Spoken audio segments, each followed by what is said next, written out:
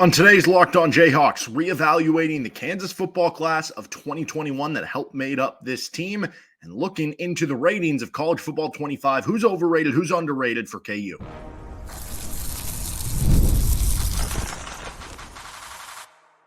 You are Locked On Jayhawks, your daily podcast on the Kansas Jayhawks. Part of the Locked On Podcast Network, your team every day.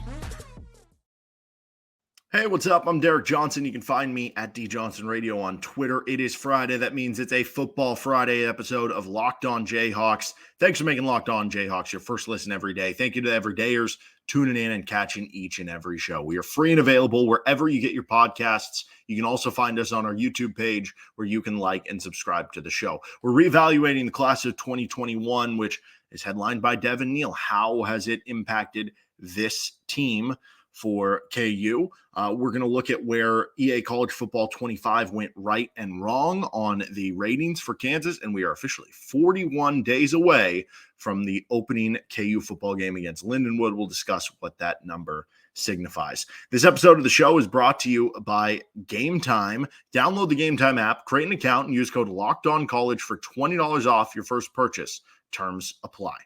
We're going to start with the reevaluating of the 2021 recruiting class. Everydayers already tuned in and saw the reevaluation of the class of 2020 recruiting class and how that ended up being an A+.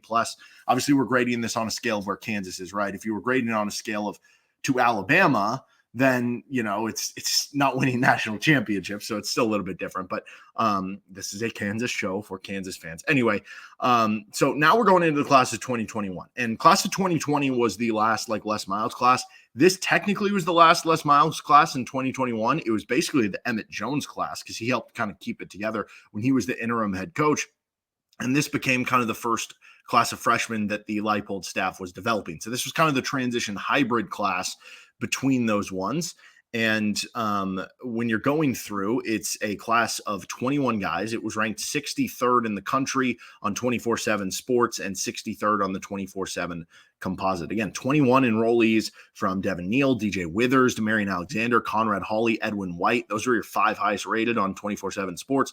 Then you get down to Jason Gilliam, DK Stearns, Magic Rector, OJ Burrows, Keelan Robinson, Corey Robinson, Mason Brotherton, Trey Staley, Devontae Wilson. A lot of names you might not have heard on the field right now. Tommy Dunn, James Wright, Tanaka Scott, Cameron Dabney, Larson Workman, Ben Easters, and Reese Thomas. And then you also brought in 13 transfers. But we're not talking about the transfers. We're just leaving this to the high school recruiting level of things. So let's go to our different categories. Let's start with this. Best offensive player. Devin Neal. He was your highest rated recruit in the class. He was a 91 overall on 24/7 Sports. He was top 250 kid in the country, top 15 at the running back position, number 1 player from the state of Kansas. Obviously, the local kid was so good at Lawrence High and came over, and he was good right away for Kansas. Enough so that, you know, they're starting like Velton Gardner that first game that year, and pretty soon Velton Gardner transferred away after that, and it was like apparent that Devin Neal was going to kind of be the guy. So Devin Neal obviously has turned into a really good running back for KU, right? He is a little less than 800 yards away this season from breaking the Kansas all-time rushing record. So pretty successful. He's been the best offensive player in this group. What about best defensive player? So I think you have 3 good options here, or 3 main options, I guess I would say. I mean, maybe Jason Gilliam will have a big season this year, and he's played kind of well in some rotational opportunities, but it's really down to 3 guys: DJ Withers, Tommy Dunn, and OJ Burrows. So with Withers and Dunn, those guys were basically quasi-starters a season ago, played a lot of snaps for you on the interior of the defensive line. And then you have OJ Burrows, who's been a starter for you for a couple of years at the safety position, logged a ton of snaps. I think you would have to say OJ Burrows here because of the fact that if you look at the total career, what they've given in terms of just the amount of snaps played and games started, games played over the course of their entire career, it trumps what Withers and Dunn have done, who just kind of got into the rotation a season ago. But if we're talking who is going to be the best player from that group for this upcoming season, you could convince me it would be one of DJ Withers or Tommy Dunn, because I think they're going to make a leap. Now, OJ Burrows in a senior season, I think you could have a really good season too. And I've said before, I could see this being a 4 or 5 interception season for OJ Burrows. So you have some good options there, all of which could be starters on this year's team. I mean, Burrows projects as a starter. I think one of Withers or Dunn projects as a starter at the very least. Maybe both end up starting in the end, and then it's a 2 for 2. But those would be your best defensive player. Best diamond in the rough. Who was a player that was maybe not ranked as high in this recruiting class for KU, but ended up being a nice diamond in the rough? Let's go back to OJ Burroughs. Like I said, you've gotten really good production from OJ Burroughs in his 3 seasons at Kansas. And, Burroughs was somebody who he plays as a freshman in 12 games, more of a kind of rotational safety. Then he's playing a ton. He's starting games as a sophomore, ends up with a couple interceptions, and then this past season as a starter as a junior. He's played in a ton of games for KU, 38 games played coming into his senior season here. And he came in as an 84 grade, a 3-star. He was not in the top 100 at his position. Part of that was because of the size, only came in at about 5'9", 167 pounds. But the dude just has good instincts and kind of knows where to be and is a good coverage player. And he's been able to ride that to a really good college career that he can put a stamp on this year. So you've gotten a lot out of that. When you look at where he ranked among those KU recruits, let's see, 6, 7, 8, 9. He was the 9th best player. He's been one of the top 5 out of the class. Tommy Dunn also applies for this, though, because if you go even further down the list, you get to Tommy Dunn, who's like the 14th highest rated player in that class for KU. And he's also been a top 5 player out of the class for KU so far. 83 graded 3-star. He was just inside the top 200 at his position. He was just outside of the top 250 in his own state. Now, that's the state of Texas, which is just, bonkers from a football perspective and everything. But both of those have been really good diamonds in the rough. Anytime, you're talking about the middle to back end of your recruiting classes producing starters, like you're doing something good with that level of player. What about this category? Player who I thought would work out but didn't. I think this is interesting. So Tanaka Scott was not rated super highly. He was an 82 graded 3-star. That puts him in the bottom 5 of these recruiting rankings for what KU brought in the class, even below like where Tommy Dunn was, for instance. But after he got in the building at 6'4", showed some good speed, got some playing time in the early going, it felt like his career was going in a real way. And I always wonder, there's an interesting what if there about, if you remember, there was the whole Trevor Wilson kind of off the field thing, which everybody's moved past and whatnot. But Tanaka Scott was kind of a part of that. And it seemed like there was a tight competition between Tanaka Scott and Quentin Skinner for that 3rd starting receiver role. Now, maybe Skinner wins the job regardless of this happening, but certainly Tanaka Scott being like suspended for, I forget if it was like the first game or the first 2 games or whatever, and maybe having to miss some practice time and maybe losing a little bit of trust from the coaches, like that couldn't have helped in the competition if it was kind of neck and neck. But there is a what if universe of, if that stuff doesn't happen, what if Tanaka Scott does beat out Quentin Skinner and all the great plays we've seen from Quentin Skinner are now Tanaka Scott, right? Like, how does that change things? So that ended up not really working out as much. He's since transferred. And then Demarion Alexander is the other one. He was your 3rd highest rated recruit. Your top 2 were Devin Neal and DJ Withers. Both those have worked out. Alexander's the 3rd highest. And as an edge player, a lot of hype, 6'5", 86 graded 3-star, was just outside the top 50 at his position on 24/7 Sports, but that one just hadn't worked out. And then he since transferred, although I've kind of seen him on social media, reminiscing about the Kansas days recently. What about chance to show it this year? I mentioned Jason Gilliam. I think he's going to have an opportunity to, make a bigger impact this year. He could very well be your, there's different like that DB safety linebacker hybrid role. KU has different packages and different positions. Like, one of them is a Cinco role, which that one's more of like a coverage guy. It can be end up being the same guy. And then one of them is like the Hawk, right? And so we'll see if Jason Gilliam starts at one of those or something like that. He's going to get on the field a good amount. And he's been a solid player in what he's been asked to do so far. But, if he's getting on the field even more this year with Craig Young gone, he has an opportunity to, maybe get in that conversation of best defensive player from this class when things are all said and done this year. But overall grade, you look at the starters gained from this recruiting class for KU. You added Devin Neal, you added OJ Burroughs. So that's 2 for sure starters on this year's team. Now you have possible starters, if not big snap counts, where even if they're not starting, they're going to be like in the 2 deep or rotating and playing a lot of snaps. DJ Withers, Tommy Dunn, Jason Gilliam. And again, all 3 of those could end up starting. Up until the transfer, Tanaka Scott was too. He was at least on the 2 deep there. And I guess you also added a helpful teammate and recruiter in Ben Easters, who honestly, like Ben Easters, I feel like is going to be a future assistant coach at Kansas or something like that. Anyway, obviously you didn't know this at the time, but because you wound up with Jalen Daniels in the class before, and then Jason Bean as a transfer coming in, this offseason, it actually kind of worked out well that Easters was more of a program guy for the benefit of what I just mentioned, because He's been helpful on some of the like recruiting visits as being kind of a host and being part of the program and being kind of an extra assistant coach in the huddle and stuff like that. Like you ended up having your two guys you needed with JD and Jason Bean. So if Ben Easters would have been good, but not as good as those other players, he probably just transfers away. So it kind of worked out that he was a program guy. But anyway, the grade here, as much as we have talked about some of these players that have hit, and like Devin Neal's been unbelievable, there's a lot more misses in this class than like in the class of 2020, for instance. And that's in the class of 2020 with 7 less commits than the class of 2021 had. So in total, only 4 of the highest 14 graded commits on the class of 2021 by 24/7 Sports are in the 2 deep or projected 2 deep. And just 5 of the 21 are in the 2 deep overall. So yes, you have a superstar in Devin Neal. You have up to even 4 of your starters on the defense this year, at the very least 2 or 3.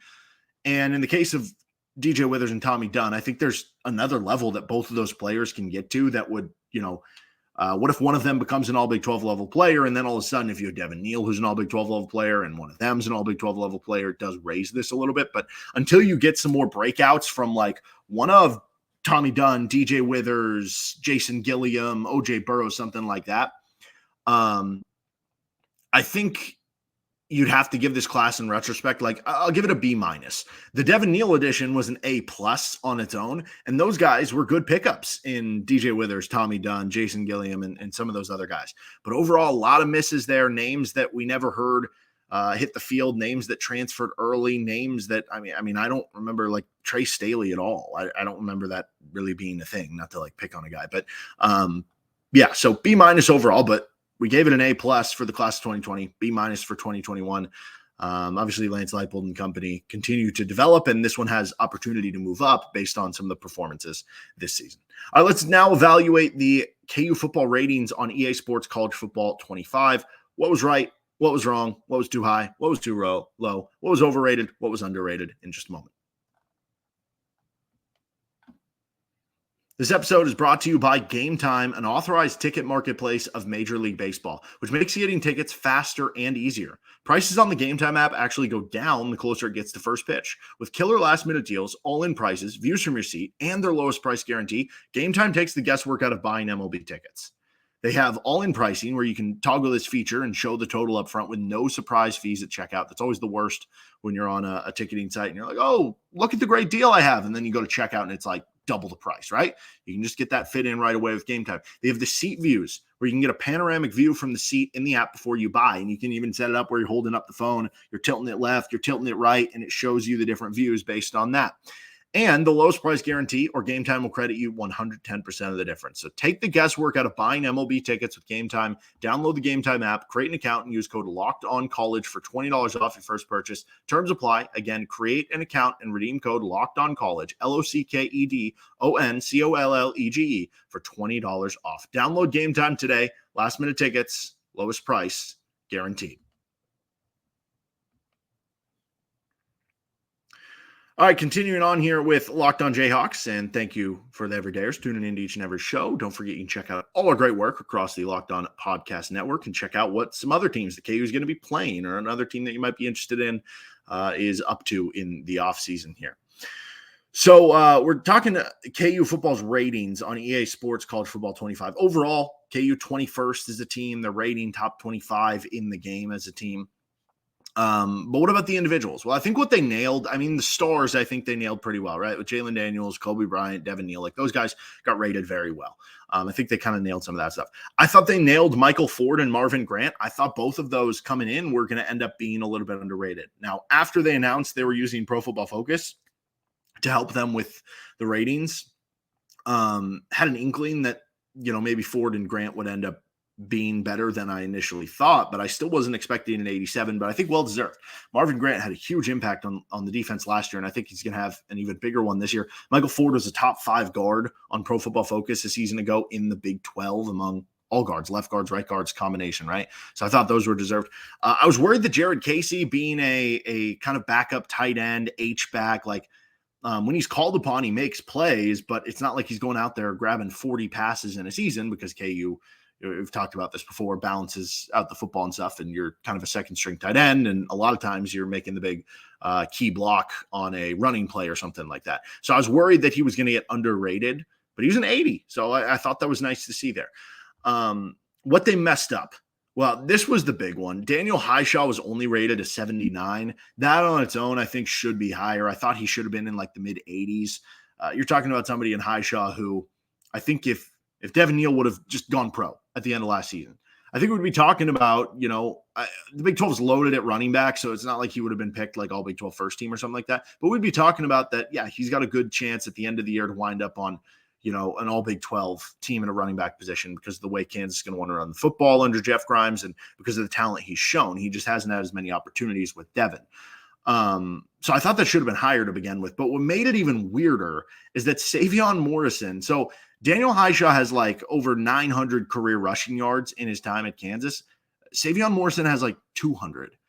And I don't know if that just goes back to recruiting ranking or what. Like, I like Savion Morrison, but there is no way he should be rated higher than Daniel Hishaw. So that was certainly very weird that he was an 81 and Hishaw was a 79. If you flipped them, I think that would be a little bit more agreeable, right? I would still have Hishaw a little bit higher, but I think I'd at least be better off with that.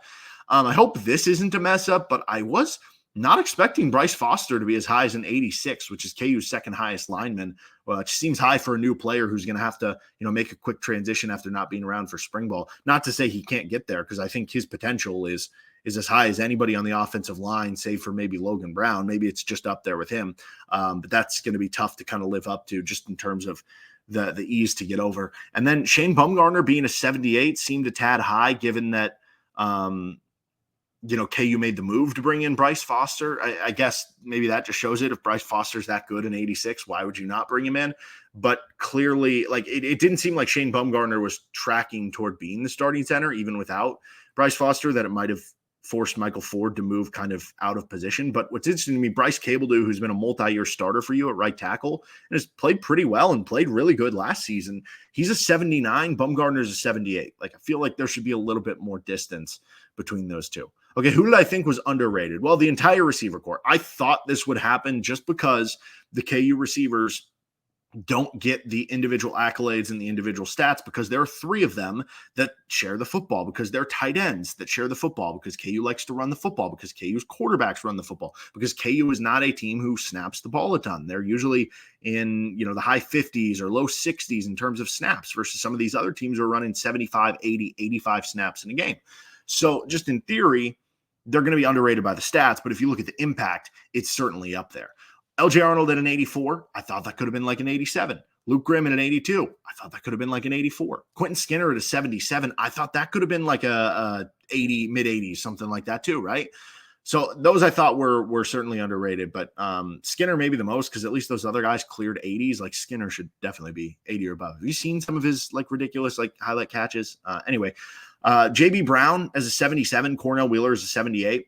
Maybe this is fair to put them there now because they're going from being rotational linebackers to now like full-time starters possibly this season, and they'll have time to adjust those ratings. Same with like the defensive tackles, basically mid to high 70s. Tommy Dunn was only a 74. Maybe those are fair based on what happened last year coming into this year, but if you're telling me, will all those players be better than that this season? I think I would take the over, because I am expecting big jumps from a lot of those guys. And then the last one here, I thought they did Cole Ballard dirty, only a 60 overall. So Isaiah Marshall was like a 70 in this, which I think is fair. Like, I think Isaiah Marshall is going to be a really good player, but it seems like it's a very tight battle for who's going to be the backup. And part of what could go into that is that, you want to redshirt Isaiah Marshall. So like, if it's the last game of the season when he's had even more time in the system, maybe Isaiah Marshall becomes the backup, right? Because you can still play 4 games in redshirt. But if it's the first week of the season, maybe it's for sure Cole Ballard, because you want to kind of preserve that redshirt if you're talking about the backup there. But point being, like, it seems like those two guys are kind of neck and neck.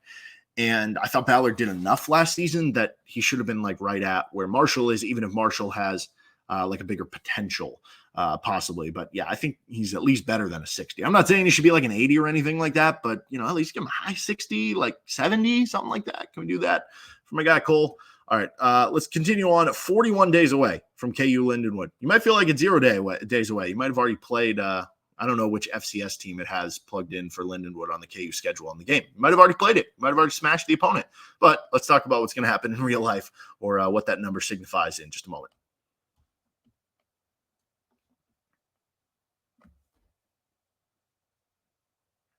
Thanks for joining us on Locked On Jayhawks. Again, you can check out everything going on our Locked On Podcast Network. Check out Locked On Big 12. Check out what's going on with the rest of the conference. So we're 41 days away from Kansas versus Lindenwood in the season opener for the Jayhawks. It really feels like we're in college football preseason now, right? You got College Football 25 out. All the preseason magazines are out. We're going to actually have Phil Steele on with us next week. So be on the lookout for that right here, anywhere you get your podcast, including on our YouTube page.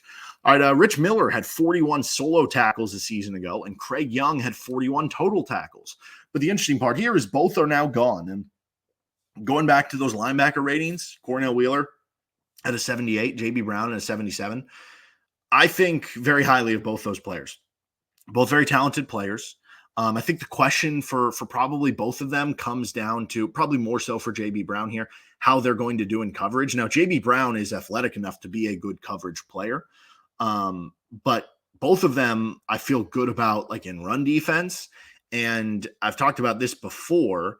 Obviously, Kansas has a good back end, and maybe you lose a little on the pass rush, but if you can be better against the run, you set your defense up that they're in more manageable situations to manufacture pass rush if you can stop those runs on early downs. And I think those linebackers are going to help with that. Kansas also had 41 carries as a team in 2 games last year individually, Oklahoma and Kansas State. Furthermore, 6 of the games featured 40 or more carries, with a high of 51 carries in a game that came against Central Florida. Why am I bringing this up? Well, I'm curious how that cross compares to Jeff Grimes, the new offensive coordinator. How much can we expect them to run the ball? Okay, so again, 6 of their games, 40 or more carries, those 2 at 41, and then the high of 51. Jeff Grimes, they only had 3 of their 40 games last season at Baylor. 3 of their games where they had 40 or more carries at Baylor last season. But that's because Baylor's offense wasn't very good. They I think at one point had like 5 freshmen in the 2 deep. And so they weren't getting first downs. They weren't getting extra plays. They weren't moving the ball. You can't run it as much, right? Especially if you're down in games too. But if you go back to Jeff Grimes in a good year, so let's look at Baylor in 2022, which they were, a more decent team in 2022. They had 7 games with 40 or more carries, which again, 1 more than KU had last year, and a high of 59.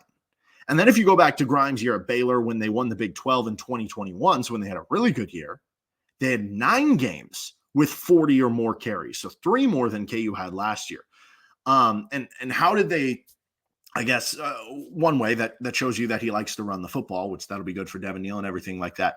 But also what I found interesting, I didn't realize this. So Kansas was 121st in the country in plays per game last season at 63.3 plays per game.